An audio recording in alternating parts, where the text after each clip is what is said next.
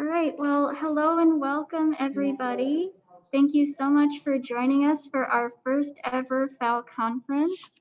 This is going to be really great, and we're going to kick it off with a video message from our Dean of Libraries. So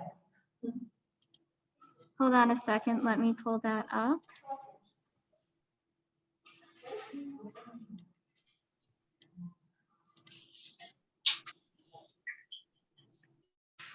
Okay.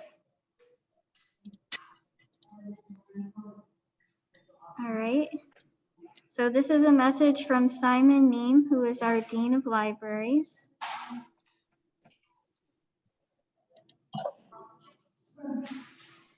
Good morning. My name is Simon Neem, and I am the Dean of Libraries here at UMass Amherst.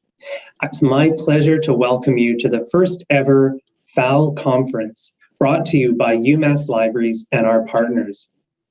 I would like to thank our organizers, in particular a shout out to our very own Lauren Weiss, as well as our partners, including Mass Wildlife, UMass Facilities, and Campus and Library IT.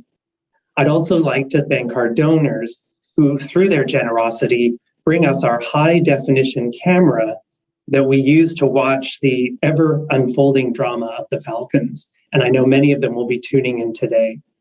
I'd also like to say hello to at least 2 classes of young bird watchers, the kindergarten class in Leominster and the first graders in Waltham.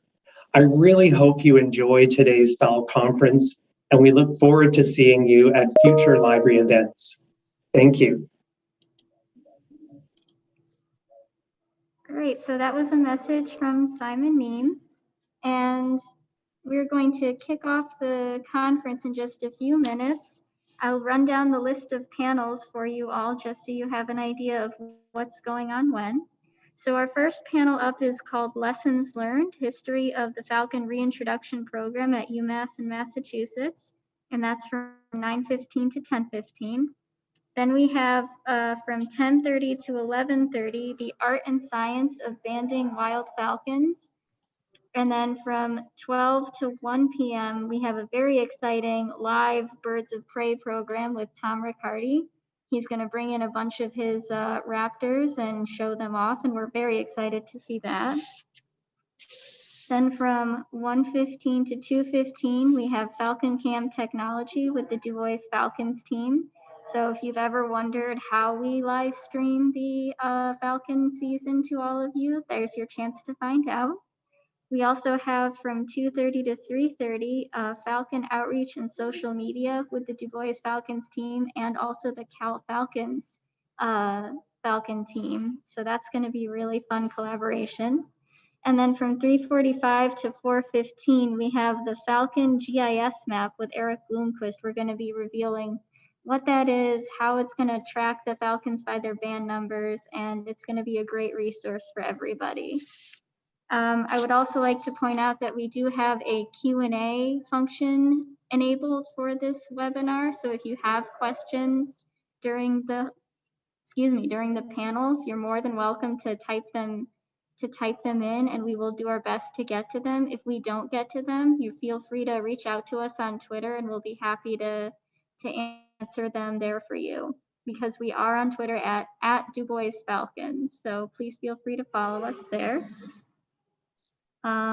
In between the panels, I'm just going to screen share our Falcon Cam because we do have 4 chicks in the nest box, and they're very, very cute. And it's a little moment of zen in between each panel, so we can enjoy that. So I think I'm going to kick it over early to our first panel. We're going to start that off. So let's see. We're starting off with Lessons Learned, History of the Falcon Reintroduction Program at UMass and in Massachusetts. Our panelists that are up right now, we have Tom French and David Paulson from the Massachusetts Division of Fisheries and Wildlife. We also have Kate Doyle, Collections Manager, Academic Advisor, Biology at UMass Amherst. And we do have Rich Nathhorst who will be joining us. who is the Research Facilities Manager, Research Compliance, Research and Engagement from UMass Amherst. So we're going to start off with presentations from Tom and David, and then they'll turn it over to Kate and Richard to speak more locally about UMass Amherst's role. Good morning, everybody. I'm going to share my screen here and we'll get started.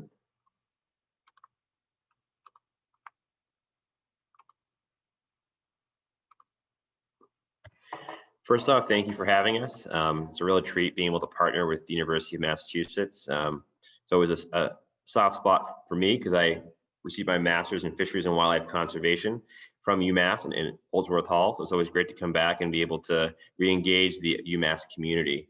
And with me is Dr. Tom French, and he'll start the presentation and we'll tag team it between now and in the end. So Tom, over to you. You're muted.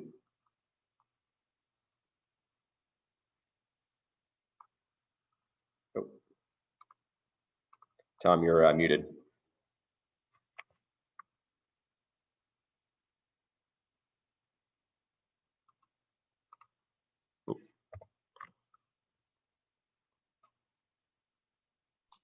How's that? Okay, good. Sorry about that. I want to give some background and a little history about how we got to where we are. The peregrine falcon is really such a unique bird. I mean, we wouldn't be having a conference like this for most species. It's a bird that's attracted a lot of interest across the world. Occurs in all the continents in the globe except for Antarctica. But it is one that has suffered greatly from DDT. Across the United States, the Peregrine Fund produced captive raised chicks, and the states took the lead role in the early introductions. Dave? When I joined the Massachusetts Division of Fisheries and Wildlife, Mass Wildlife, in 1983, the peregrine falcon was not doing well at all. It had not nested in the state in several decades. And we had no current plan, but I just came from Cornell University where the Peregrine Fund was established. So the first new project of our program was to reintroduce or try to reintroduce a breeding population of peregrine falcons. Our program was established to focus on restoration and management and conservation of our rarest species in the states to protect the state's biodiversity, its overall general native plant and animal biodiversity. So we also are the agency responsible for overseeing the Massachusetts Endangered Species Act, MESA. And the peregrine falcon was just one of very many species that we have focused on over the years. Dave? The peregrine falcon is one of a cluster of species that were impacted significantly by early organochlorine pesticides. And DDT is the one that people know the most about, but there were others as well. Rachel Carson, of course, exposed this issue to the general public. And interestingly, our state ornithologist, Archie Hager, in 1948 at Lighthouse Hill, which is on the western side of the Prescott Peninsula at Quabbin Reservoir, had a blind set up where he was watching peregrine falcons. And he spent hours and hours and hours in this little blind clinging to the cliff and getting nowhere near as good of views of peregrine falcons as you can by turning on the camera right there at UMass Amherst. He really had to work for his observations, but he's the one that first wrote in his journal that the eggs were broken for unknown reasons. And the reasons were the eggshells had been thinned by DDT, and this was happening all across the continent. Thin eggs were breaking, they weren't hatching. Adults, as they lived out their lives, were not being replaced by young birds. Dave? In the eastern United States, we never had a lot of peregrine falcons. There were only about 350 nesting pairs before DDT. Main limitation to peregrine falcons was nest sites. They're cliff nesters, strict cliff nesters. They're one of the few birds that doesn't make any sort of nest whatsoever. It doesn't bring a stick or anything to a nest. It usually just nests in the soft sand and gravel, and not necessarily so soft, fragmented rock that comes off of a cliff and builds up on ledges. But it's soft enough they can make a scrape, a depression in that sand and gravel, and lay eggs in it. The photo on the right is the peregrine falcon, the first nest we had on Mount Tom in modern history. Interestingly, you see there's a huge stick nest there. Well, that's a raven nest, and they often will take advantage of a raven nest, or in the West, a golden eagle nest, or in the cities, a red-tailed hawk nest.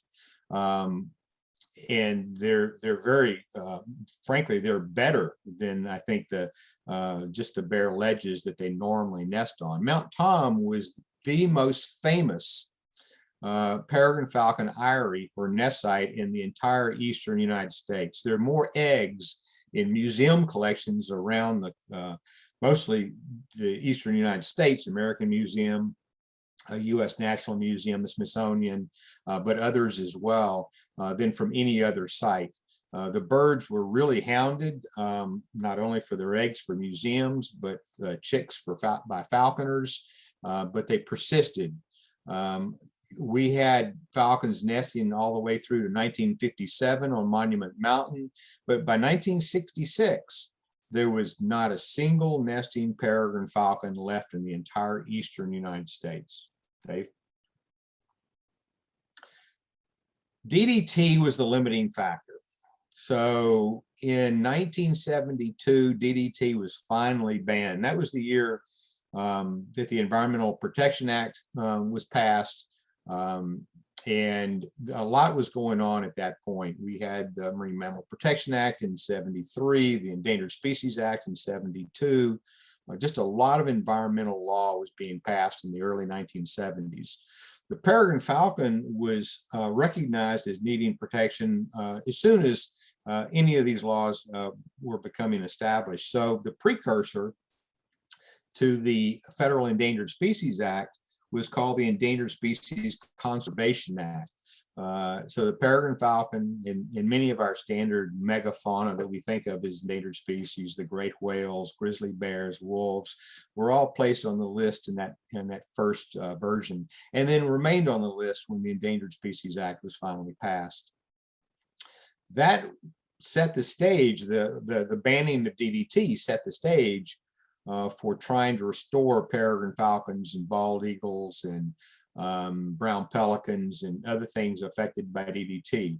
So Tom Cade, who was a master falconer, was also on the faculty at Cornell, established the Peregrine Fund, and they were able to utilize a building on campus it was an old barn. They called it the Falcon Barn. And they literally borrowed falcons from falconers that were clean because they had not eaten wild birds contaminated by DDT that the falconers were keeping. And they were able to captive breed peregrine falcons for the first time, and then begin a restoration effort by releasing peregrine falcon chicks without their parents, just releasing birds in cages literally on cliff faces, in a process that's called hacking, H-A-C-K-I-N-G, hacking. Dave? The limiting factor for this distribution of peregrines before DDT had always been nest sites, availability of nest sites.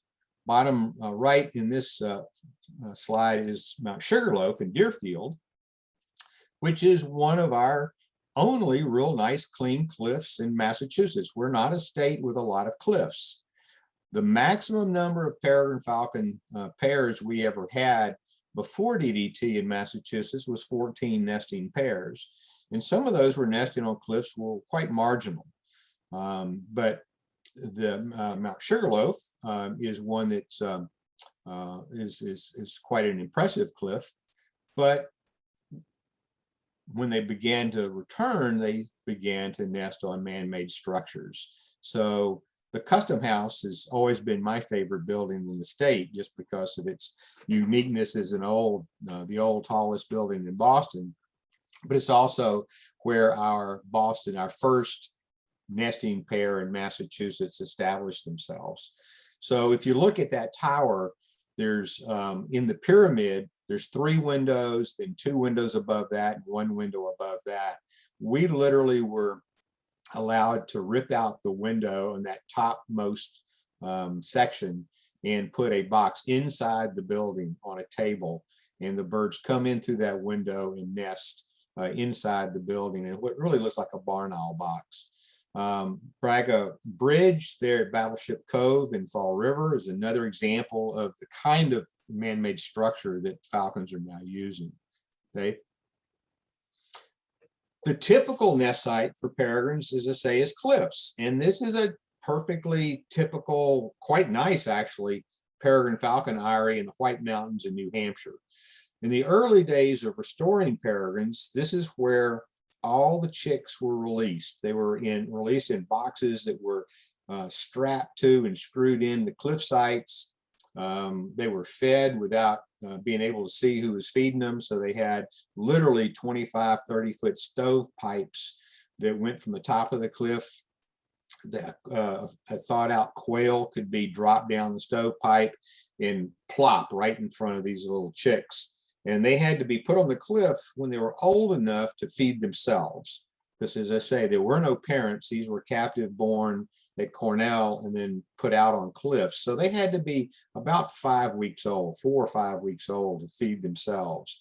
And they had hack attendants, people that lived in tents on top of the cliffs in the White Mountains feeding these chicks. Dave? Chris Martin of New Hampshire Audubon Society was one of the early people working on falcons in the White Mountains. And eventually in 1981, in Franconia Notch, we had the first modern nesting of peregrine falcons after DDT. And this is the kind of view those falcons had over valleys up in the high mountains. And this was the elevation, the altitude, meant that there was not a threat of great horned owls. But later, as we tried to release it at Mount Tom in Massachusetts, great horned owls became a real problem for chicks that weren't defended by their parents. Even up in these sites in the White Mountains, peregrines like this one in the bottom right, we're finding pigeons flying over. So pigeons have always been a common prey item, but interestingly, they're not the most common as people seem to think that they are. Dave? Another, as I've already shown with Mount Tom, nesting in a raven nest. And ravens, they have just the opposite strategy of peregrines. They build enormous nests on cliffs, and they too have started going to man-made structures, building on cell towers, building ledges and places like that. Early on, we thought ravens might be a competitor to peregrines. Ravens come and begin nesting earlier than the falcons, and we were afraid on our tiny little cliffs that the two might not be able to coexist. So we started a banding program with ravens to figure out to watch their recovery, because they were also recovering, and found that ravens and peregrines get along just fine on cliffs. They don't like to look at each other up close, but they come in from opposite directions and can nest very close to each other. Dave? And the more natural looking nest sites are fairly common in Massachusetts as well, that are not natural cliffs. This is a nest on a quarry. And we have a lot of abandoned quarries around the state. They're out of sight, very much off limits to public access. But here's one at the nest at the Mount Tom quarry. And I would note that this bird is from, this female had been raised on a bridge in New York, in Binghamton, New York. So the question often comes up is, if a chick is raised on a cliff, will it grow up to nest on a cliff or a bridge or a skyscraper? And the answer is absolutely not. A number of our birds that are nesting on structures in Massachusetts, where we're a very urbanized state, have been hatched and raised themselves on cliffs in surrounding states. Dave? Another interesting sort of quasi-natural site, the garden on the balcony of the president's office of the Federal Reserve Bank on the 32nd floor. You open a sliding door and walk out to this open balcony, and you can see in the top right the female peregrine with chicks under a dwarf juniper tree, and down below that, me under a dwarf Japanese maple tree. And the falcons picked this site in downtown Boston to nest on gravel that was put under that juniper tree. So it was virtually a natural nest site, but in an urban setting. In Chicago, there's a pair that's very well known that nests in a planter box on a balcony at a condo complex, a condo skyscraper. So falcons are able to find sites, but not necessarily great substrates in urban settings, and I'll show you some others in a moment. Dave? The Custom House has become fairly well known within the restoration program across the country, is probably being the most successful of all of the post-DDT nest box pairs. As I say, this is a site where we built a nest box like a barn owl box inside the building. So as a result, this pair and their eggs and chicks are essentially protected from the weather. We had one bad weather event where the strong rain was blowing straight in through the door, and we did have egg loss that year. But only 1 year out of the 30 plus years that pair is nested on the Customs House. And so we're getting incredible production out of this site. You can see that we know of birds that have been born there and dispersed to other nest sites in Massachusetts and Rhode Island and New York and New Jersey. And this is about as far as our birds typically go. They just disperse as far south as New Jersey, as far west as New York and Pennsylvania. And we've had one bird up into Quebec nesting up there that produced in Massachusetts. So the Custom House is unique and our most successful. Dave? Monarch Place was our second nesting pair.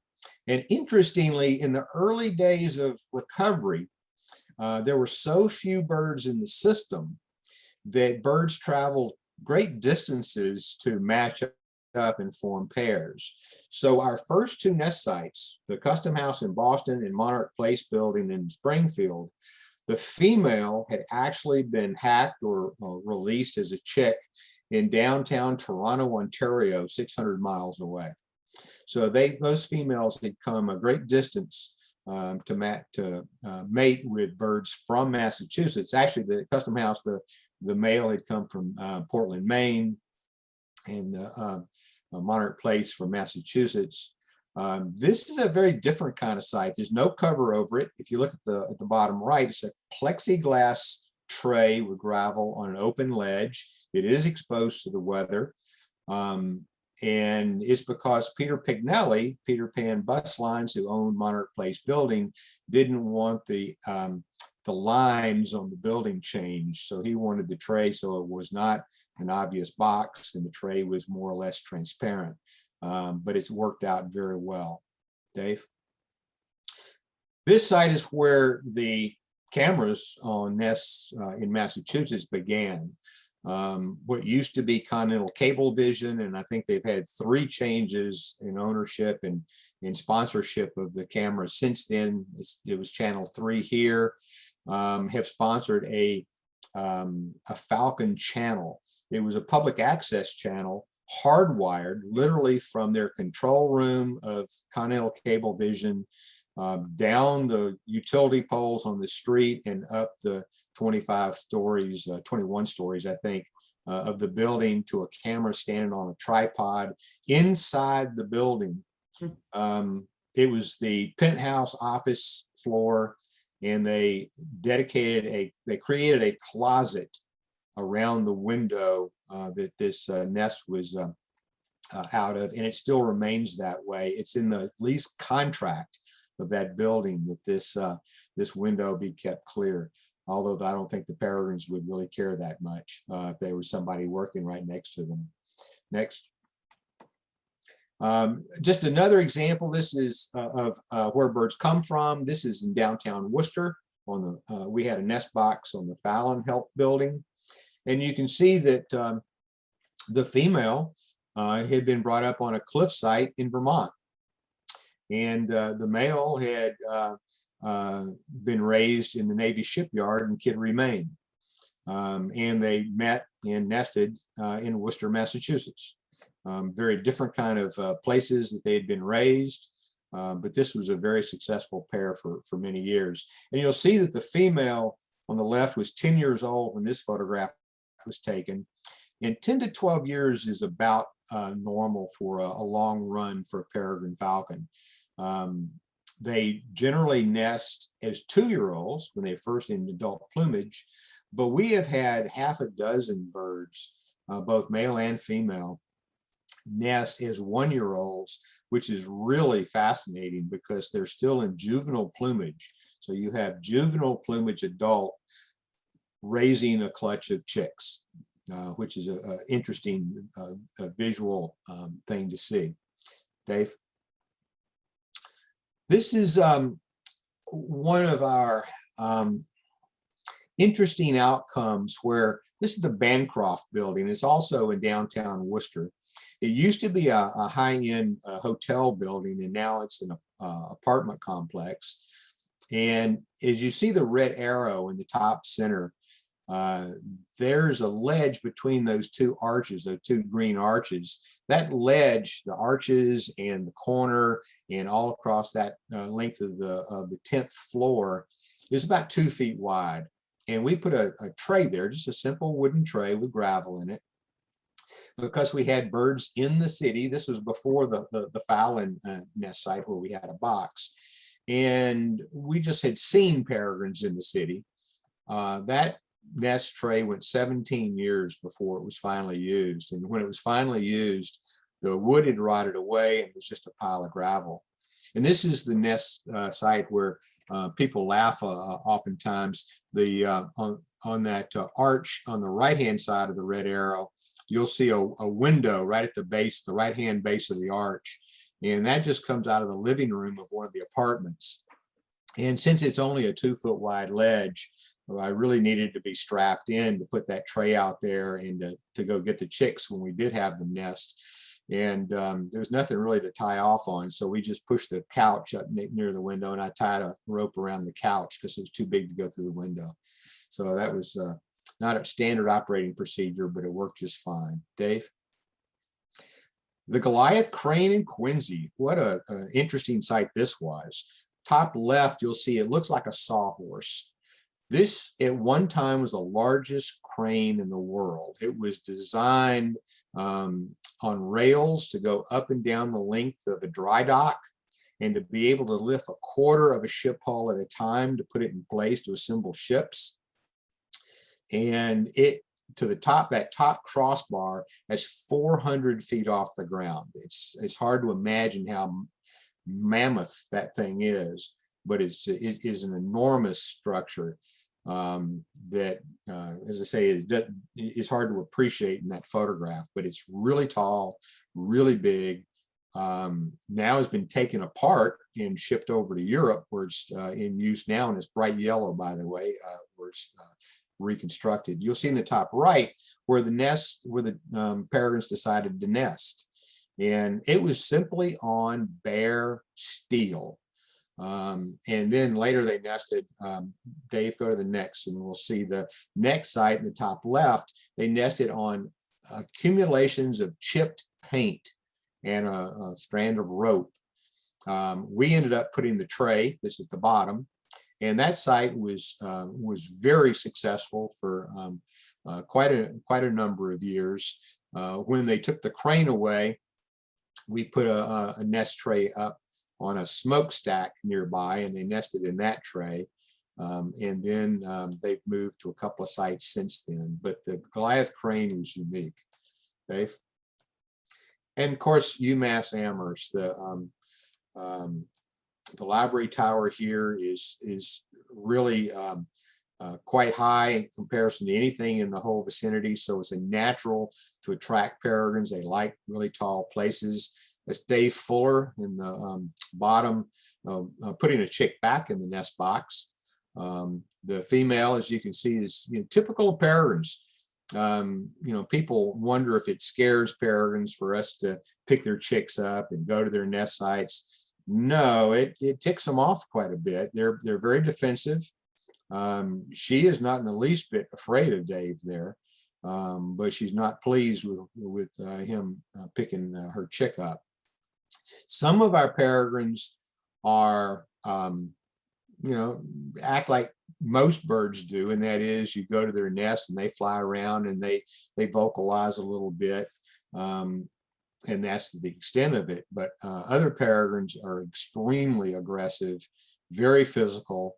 I don't wear a cap like that when I go into a peregrine nest. I wear a helmet because they hit hard and frequently, and always the highest object, so it's usually the back of your head.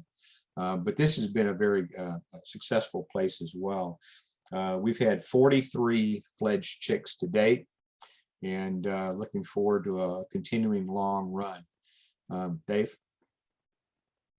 I think one of the nice things about the nicest things about the nest there at UMass is it's got the absolute best camera anywhere. This is a very crisp picture, and it has the ability to pan from side to side, zoom in to read leg band numbers.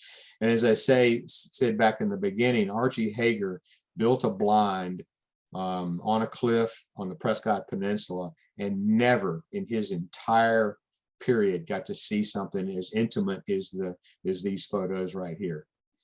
He was a professional ornithologist that put in hours and days of observation, and never got to see as much as we could see in a day on these cameras. Interesting bird here, the fourth female at UMass. We're now on our fifth female, a bird from Brockton, but this is a bird from Quebec, Ontario, from Sorel, Quebec. Sorel is on the St. Lawrence River, partway between Montreal and Quebec City. So this is only our third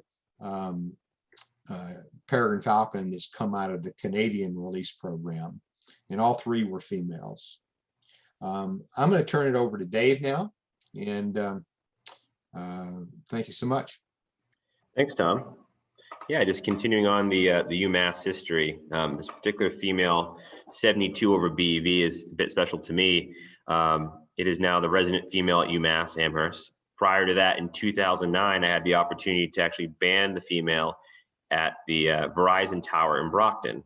And that was a special year because it was the first time we ever had 5 chicks in the clutch. Usually a full clutch is 4 is a good clutch. 3 is a little bit more of the average. It can be as few as 1 or 2.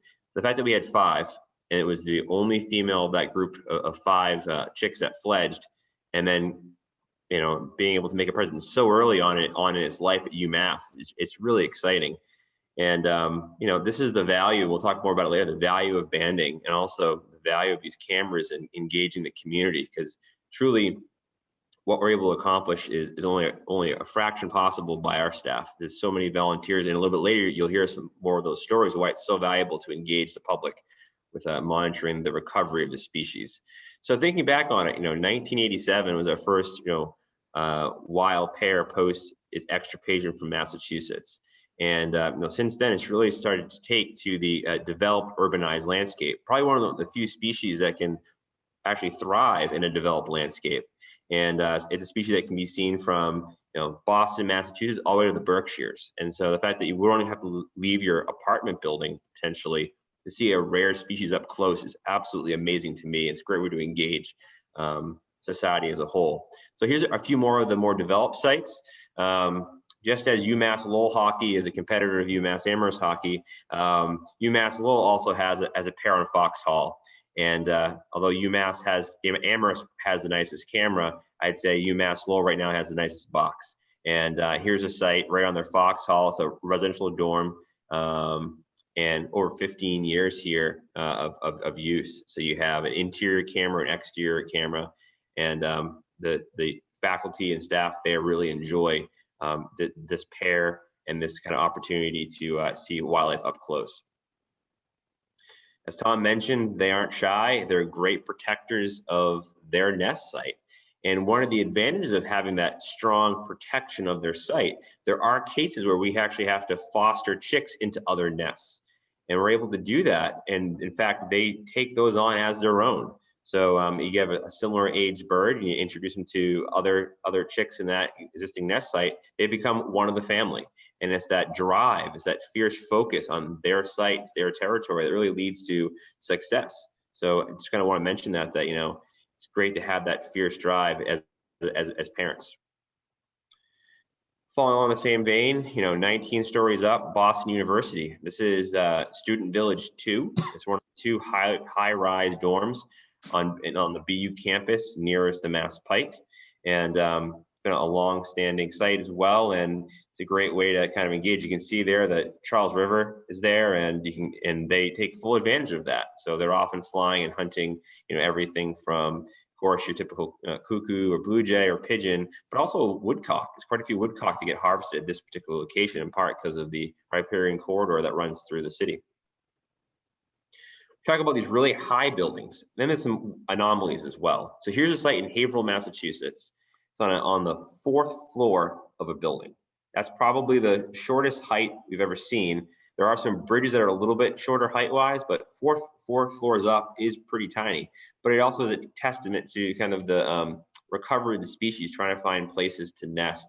In this case, it's simply gravel on a rubberized roof. And we'll talk more about boxes in a minute and the importance of that.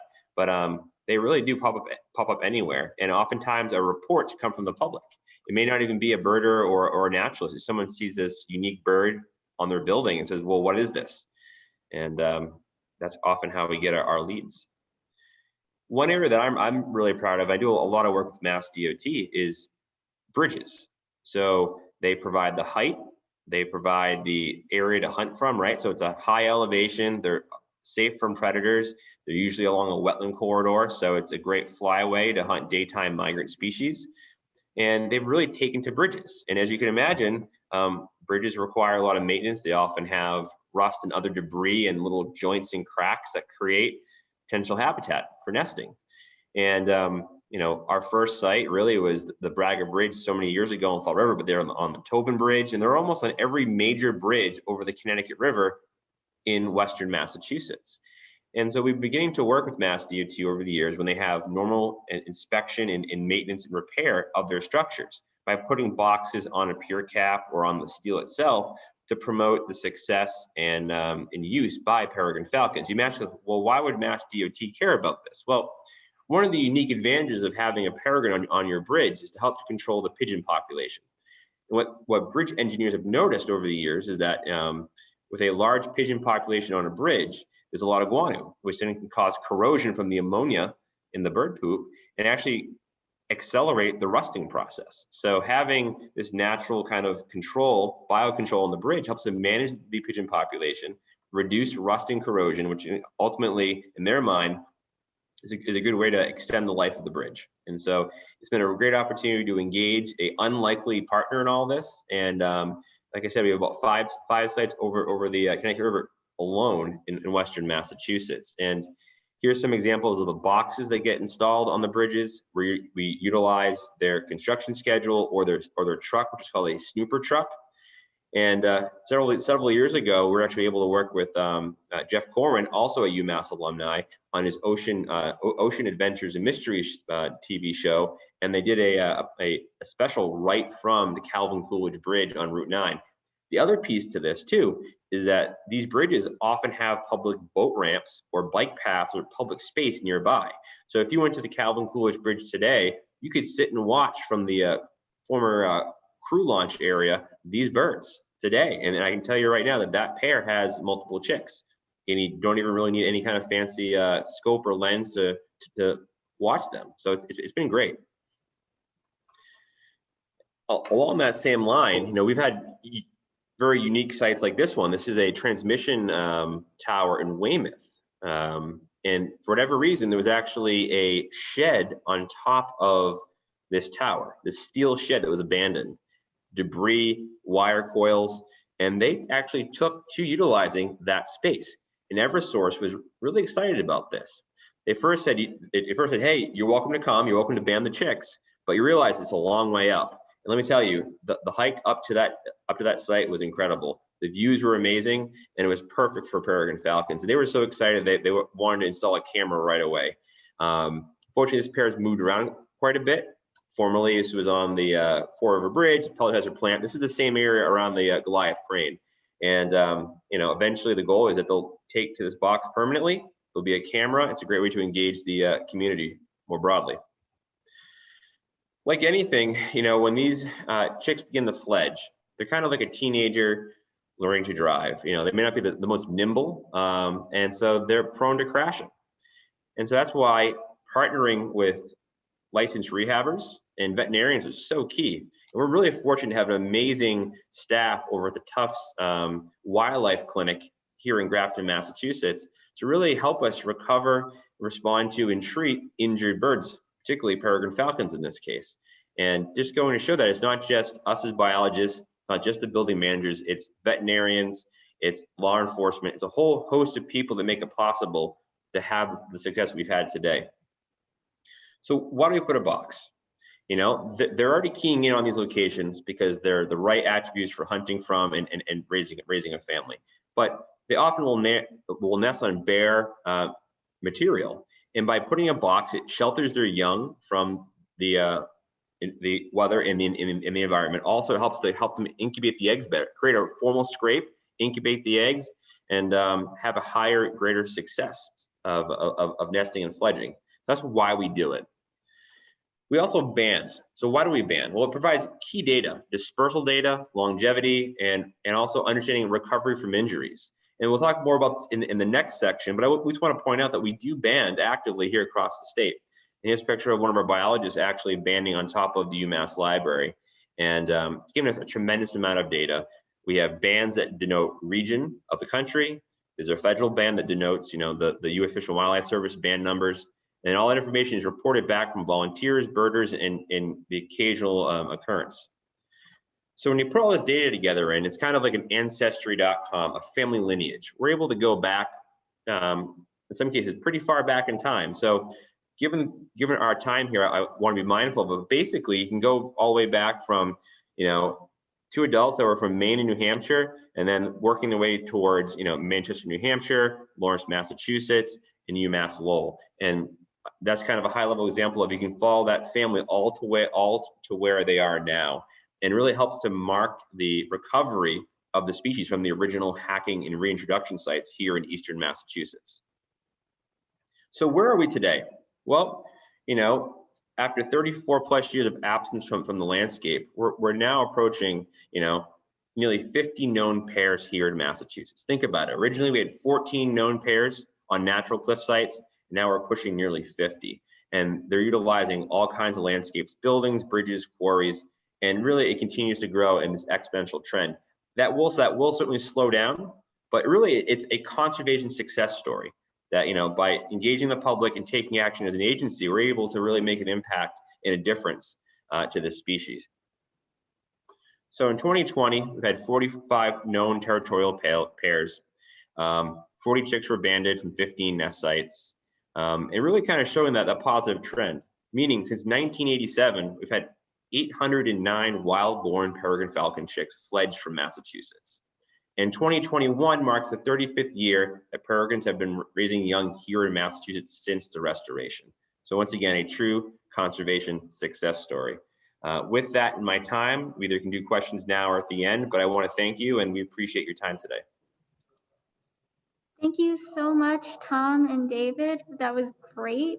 I think we're going to turn it over to Richard and Kate right now, and then we'll do questions afterwards.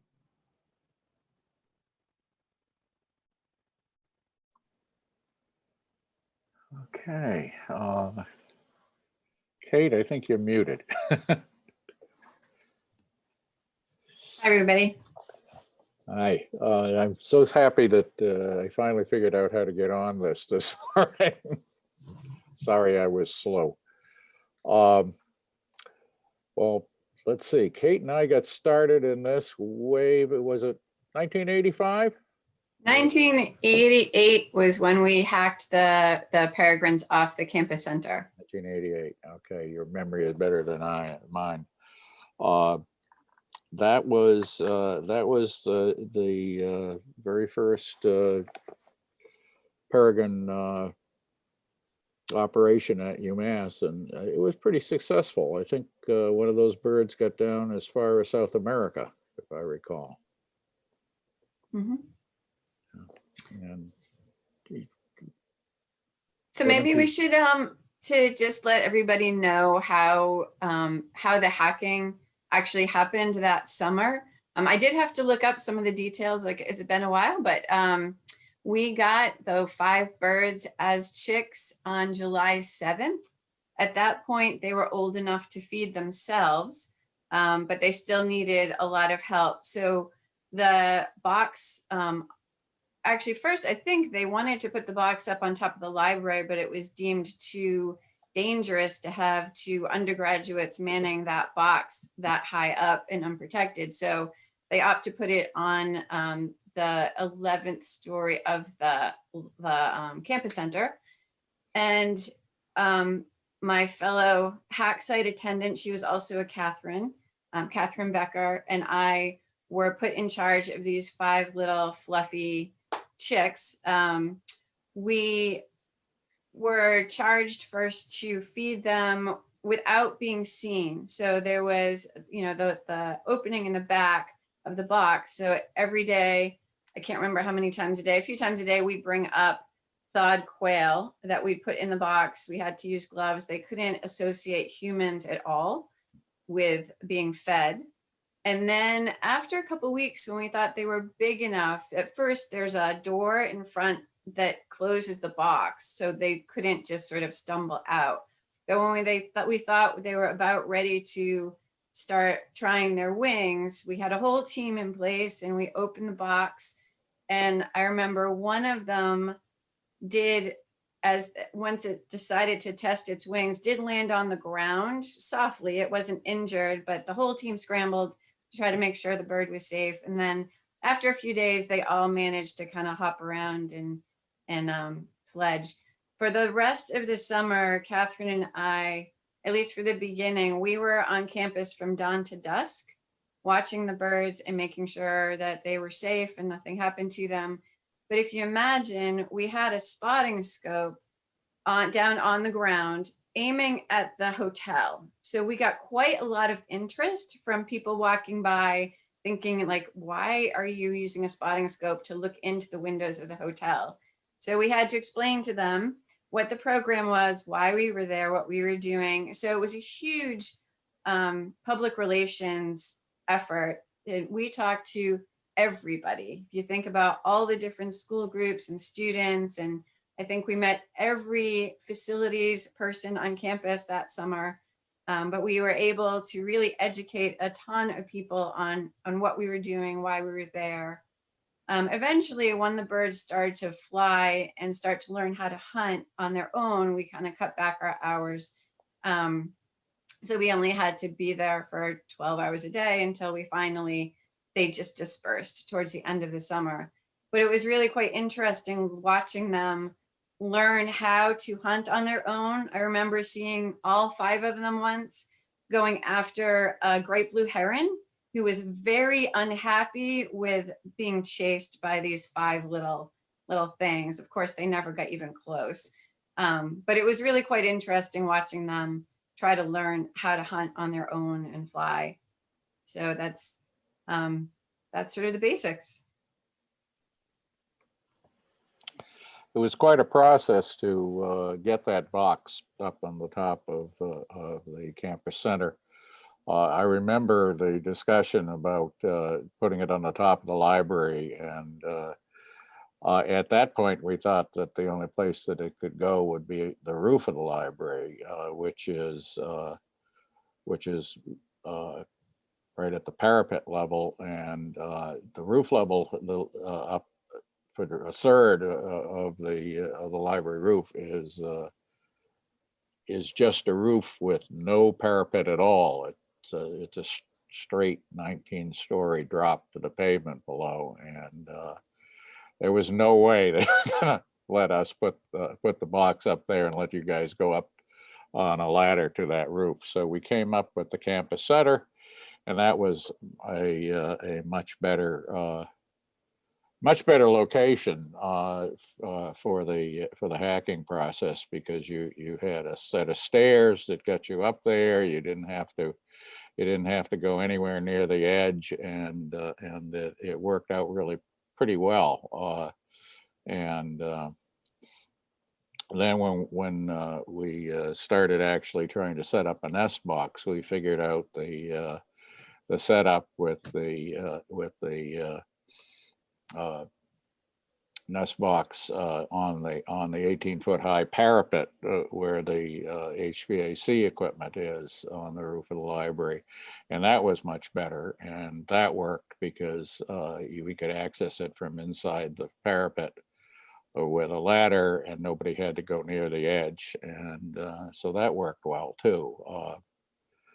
And that's what we've been doing ever since. And we've had 2 boxes up there now. And this year we're going to take the existing box down and rebuild it and try to make it a little bit more weather protective of the birds, because we've had some problems with ice and snowstorms early in the season. But I remember one interesting story about that first hack box. TV stations wanted to come up and see the peregrines, and of course we got one aggressive cameraman who wanted to get out on the roof and get in front of the box and get shots, and so he was out there and he kept backing up, and scared me absolutely to death, because I kept saying, "You're too close to the roof, come forward." And he said, no, I'm gonna get my shot. And he kept backing up, and he was of course focused through his camera. He had no idea what was behind him. And I was so glad when we got him back in on the way back down, because I thought we were going to lose him for sure. Another interesting thing of having the birds on the campus center is, at the time there was a restaurant on the 10th floor maybe. Yes. And there's a balcony sort of ledge right outside the windows of the restaurant, and that was often a place where they would bring back their kill. So the diners got quite a view of them tearing apart the birds that they would catch. We heard a lot about that. Yes, we did. Yeah. We just said, well, they're doing lunch at the campus center. Mm-hmm. So another great part about the program at UMass is that we have natural history collections, mostly in Morrill. I'm the collection manager for the vertebrate collection, so that includes the bird collection. And so we are the repository for the unfortunate specimens that might not make it, including there was one chick that passed in 2016. So the natural history collections serve as a permanent repository for specimens, and then each specimen has the data associated with it. So in addition to having, actually, when Tom, you were talking about the eggshell thinning, reminded me that a significant part of the bird collection is a historic eggshell collection. And that collection was all collected previous to the widespread use of pesticides. So 1920s and previous, mostly in the late 1800s. So it was heavily used by researchers when they were trying to determine why all these birds were failing. And so we had researchers come in and take measurements of the thickness of the historic eggshells and then compare them with the eggshell thicknesses that they were finding at the time. And then with that, they linked the pesticides as the cause of the shells failing. So because UMass has this enormous natural history collections, we not only are important to with research for finding the cause of these, but also as preserving the specimens that we currently have so that scientists in the future have specimens to look at for different things. That's wonderful. Yeah. Yep, every time a raptor meets an unfortunate end on the UMass campus, the grounds crews call me. I go collect it, and I put it in a plastic bag and bring it over to Kate and tell her she's got another volunteer for the collection. And I think we've got the one of the male parent from the first group in there. We've got at least one fledged chick, the one that crashed into the to the Letterly Tower C windows, and then I think I can't remember whether it's one or two pre-fledged chick that didn't quite make it to fledging that we brought over to you that are in the collection. Yeah, I think it's just one. This one, yeah. Mhm. All right. I knew there was at least one. So we've added quite a few birds to the collection. Well, the first 12 years, it was the same mother and father peregrine. They went 12 straight years as a pair. And since then, like I say, we're up to the 5th female. So there's been a lot of musical chairs. And, you know, most people think that in wild animals in general, you get a female that grows up and a male that grows up. They find each other. They go find a place to nest and they begin a family. And it's gotten to be now that most of the good spots are taken up. So it's more common now for a young bird of either sex to grow up, start looking for a place to nest, find a good one that's already occupied, and do a hostile takeover to try to oust the male or the female, depending on which sex the intruder is. So the most common cause of mortality in adult peregrine falcons in Massachusetts now, and eagles, is being killed by another adult of your own sex.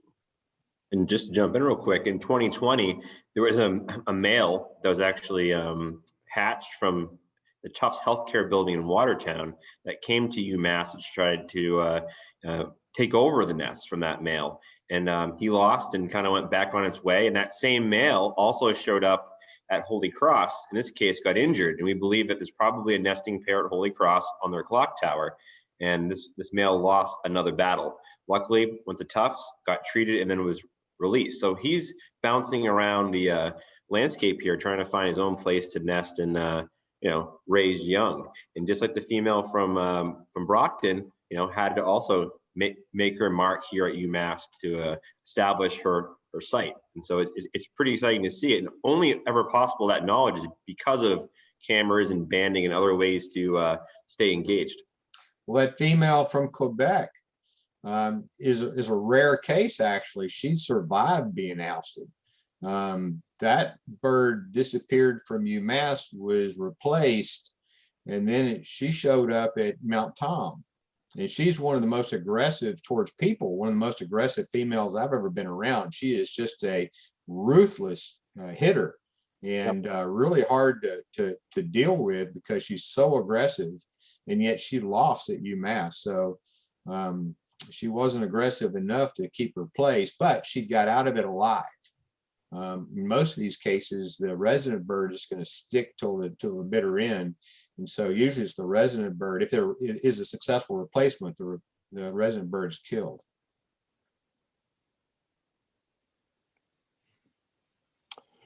Yeah, we had 2 checklist years during the last competition for the nest site, and that in combination with some bad spring weather, it was I was really worried this spring that we might get a repetition of that when we realized that we had the current incumbent female competing for the nest, so I was really gratified when she succeeded in laying 4 eggs and succeeded in hatching them all. It's wonderful. It's wonderful to have chicks back. I was just checking, just looking at my notes here. It was 2015 that you had the 2 chicks in that clearly were not doing well. They would look dirty, and it turned out they were infected by a parasitic fly we'd never seen before. I didn't have any idea what it was. It's a flightless, wingless fly that apparently is causes mortality in young chicks in the New Jersey salt marshes quite often, but it's uncommon up here. It's why I'd never seen it in all my years of dealing with baby raptors. I'd never seen a case of it before. So you did the perfect thing, and that was remove those 2 chicks and treat them for it. And otherwise, there's so many of them that build up on a very young chick, a few days old, that they can die literally from blood loss. Yeah, it was amazing when we treated those chicks with a topical insecticide. But before we did that, the veterinarian instructed us to use Q-tips and a very, very, very mild antiseptic soap to clean them up a little bit and get all the coagulated blood and insects off of them. And the water literally turned red as we did that. So they had lost quite a bit of blood. But that topical insecticide, I guess, penetrates the skin and gets into their system, and it cleared those parasites right up, and those 2 chicks made it. Yeah, I was afraid it was going to become an issue in general in other places in Mass, but it was just a one-time event for us so far.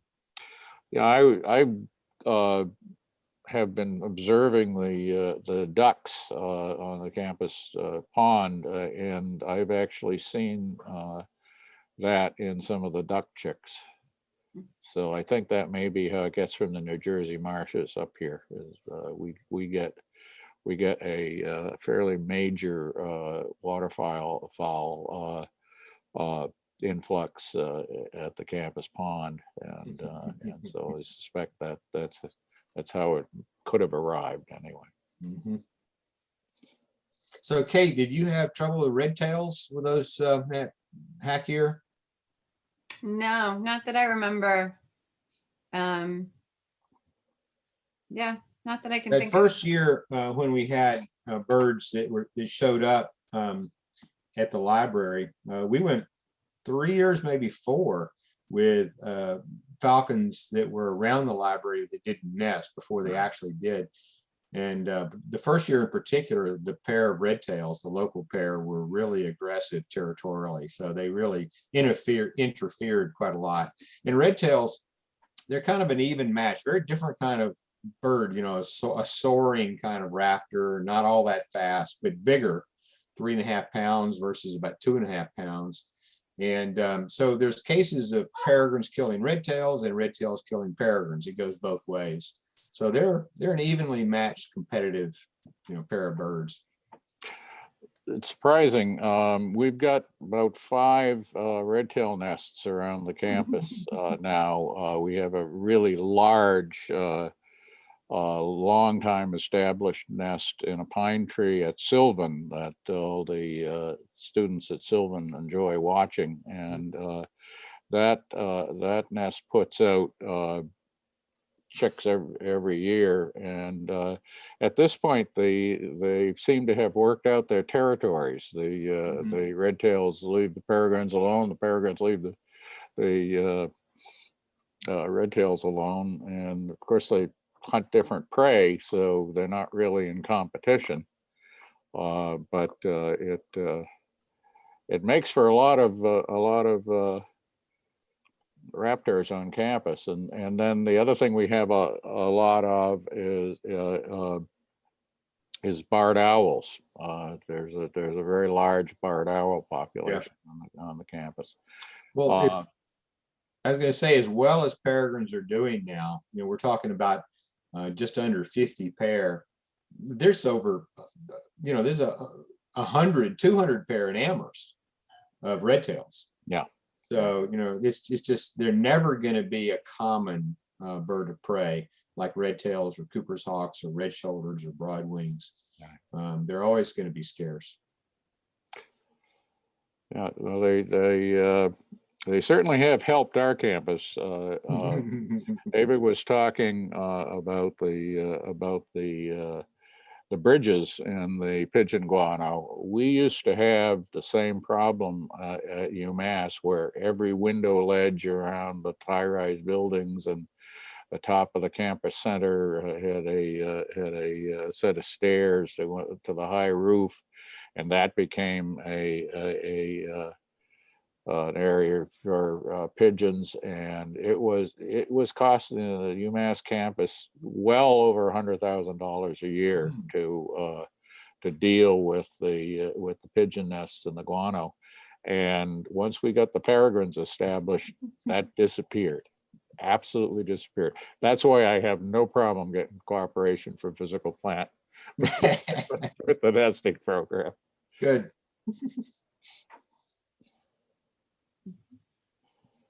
Well, we do have a couple of minutes left, and we have been getting some questions. So somebody asked, how do the falcons find a placed nest box or tray in the thousands of square miles of territory? Is it just happenstance? People have often asked me how we know where to put a box, and when I look at the Monarch Place building in Springfield as an example, is a good case where we put the box on the same ledge that the bird was always sitting on.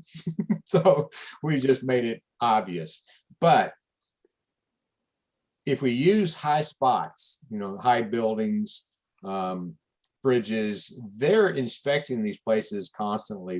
And their vision is so good they can see a potential nest site from quite some distance. So we normally don't put a box up unless we have a pair already present, and we just want to have some control over where they choose to nest. So it's accessible to us, and it's a good place for them, and a box we know is going to give them a good chance of raising chicks successfully. So the birds are usually there before we put the box up. But there's some cases where we put up a tray or a box without having a pair. And one of them as an example is the French King Bridge on the Connecticut River. And we put a box on the French King Bridge, which is a wonderful place to nest.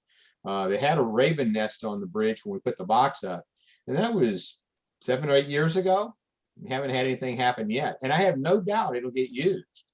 But it hasn't been used yet. Almost every other bridge up the Connecticut River has. So they're not all successful. We have 3 or 4 other boxes that have been put up and have remained empty. And it's frustrating when you have a pair present and you put a box up and they don't use it. But it's pretty uncommon for them not to use it within the first 1 or 2, 3 years. So for a man-made structure, there's no man-made structure that has really the kind of nice thick gravel bed that we provide in the box or in a tray.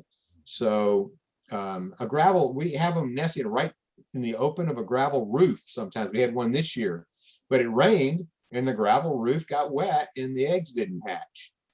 So I expect that pair will probably move into our box next year. But it's a crapshoot. It doesn't always work. One question I've had, Tom, is how close can the territories? Good question. Every time I make a prediction, they cut it in half. In New York, on the Hudson River, there's a bridge. I can't remember which bridge it is. It has a pair nested on either end of the bridge. So there's 2 pair on one bridge. In Boston, we have 8 or 9 pair in Metro Boston. So, you know, we'll have right now the Custom House and another one in the banking district, which is, it can't be a mile away. And as we get more and more, those distances close in because there's the best places have already been chosen. And as I say, in our first year, we had 2 females that came 600 miles from Toronto, Ontario.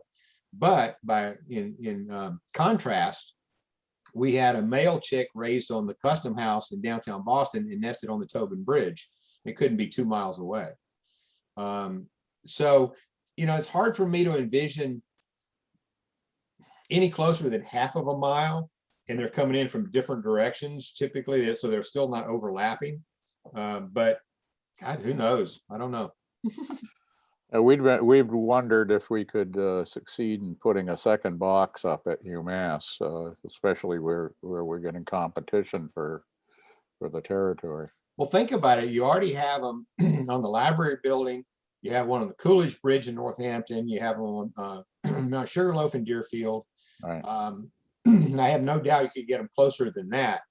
But on the same campus, you've got nothing to lose. It doesn't cost that much for a box. That's right. And so what you might end up having happen is you might have just out of the blue one year, the pair shifts from the library to the other box. So your camera may not be set up. All right.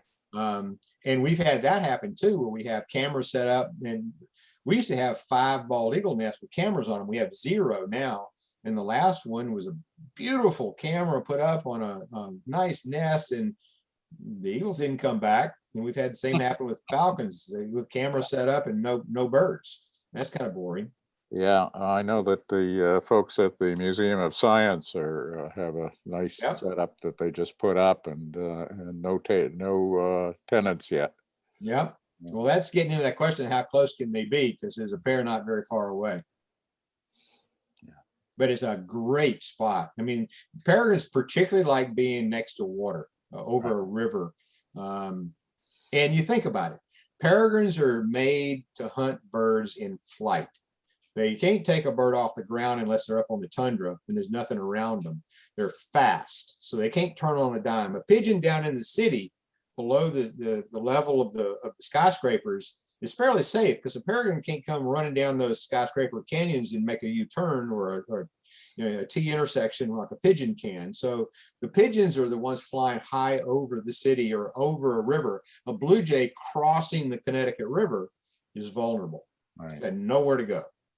And so next over water is a good spot. And they're nesting and raising chicks when the daytime songbird migrants, or daytime migrants, not all songbirds, flickers is not a songbird, red-winged blackbirds, grackles, cowbirds, robins, blue jays, cuckoos are coming up from the south.